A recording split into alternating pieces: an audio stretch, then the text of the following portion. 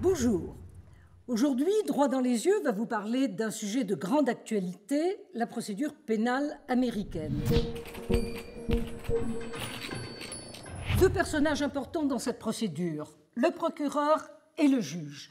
Le procureur d'abord, il a un rôle décisif dans l'accusation.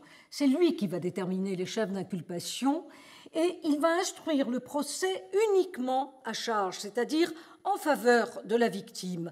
En ce sens, on peut dire que la procédure est accusatoire. Quant au magistrat, son rôle est également important, puisque lorsque le suspect lui est présenté, il va décider s'il le met en détention ou s'il le libère sous caution et pour combien. Et à la fin du procès, si le jury décide que le suspect est coupable à l'unanimité, il déterminera la peine qui lui est applicable. Lorsque la police arrête un suspect, elle l'interroge, mais surtout elle lui indique qu'il a le droit de se taire.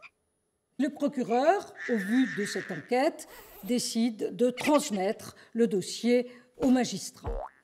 Pour les crimes importants, c'est le cas des crimes sexuels, le procureur va réunir un grand jury qui est composé de citoyens tirés au sort. Ensuite vient une audience technique au cours de laquelle le magistrat va lire les chefs d'inculpation au suspect et va déterminer s'il le libère ou s'il le maintient en détention.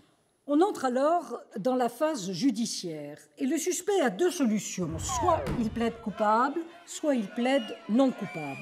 S'il plaide coupable, c'est une transaction qui va avoir lieu entre ses avocats et lui-même, bien sûr, et le procureur. Si le suspect plaide non coupable, le procès va s'ouvrir.